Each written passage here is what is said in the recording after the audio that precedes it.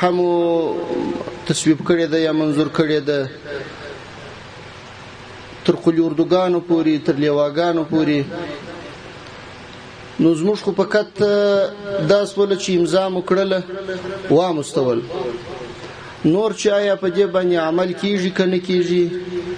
آیا په دې برخه کې څنګه چې هدایت شوی دی دغه مطابق کړنې کیږي که نه کیږي. په مالی برخه کې مسؤلین د کوم معیار یا د کوم اصولو له مخې چې دوی اکمال کیږي، بودیجه په لاس کې ورکول کیږي، آیا دغه مطابق دوی کړنې کوي که نه کوي. خدای نه کرده کوم مالی یا اداري فساد خو به نه موجود.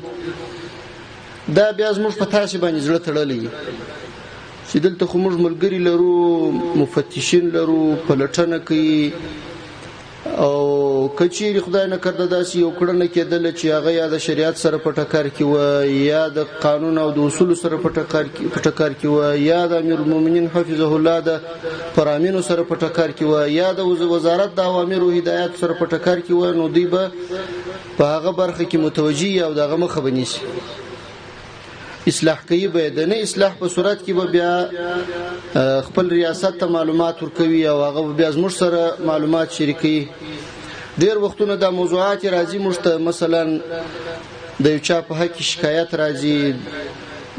د یو مسؤل په حق کې، یا یو ځای مثلا د مجاهدینو د کړنو څخه یو شکایت موجودي، ستونزې مشکلات په کومه اداره کې اداري ستونزې یا مالی ستونزې، نو موږ هغه موضوع تفتیش ته راجع کوو چې تاسو د تفتیش سره معلومات وکړئ په دې هکله، یا مکتوب ورکوو یا شفاهي ورته وایو چې تاسو په دې اړه معلومات راکړئ موږ ته. کله چې معلومات موږ ته راځي، هغه معلومات بیا زموږ دا باور او دا یقین وي چې په دې کې مکمل بې طرفه څېړنه شوې ده، تبیین شوی دی، او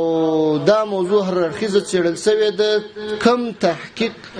کوم پلټنه چې موږ ته راغلې ده او د هغه په مورد کوم نظر موږ ته راغلی دی، دا موږ ته د اعتبار وړ دی.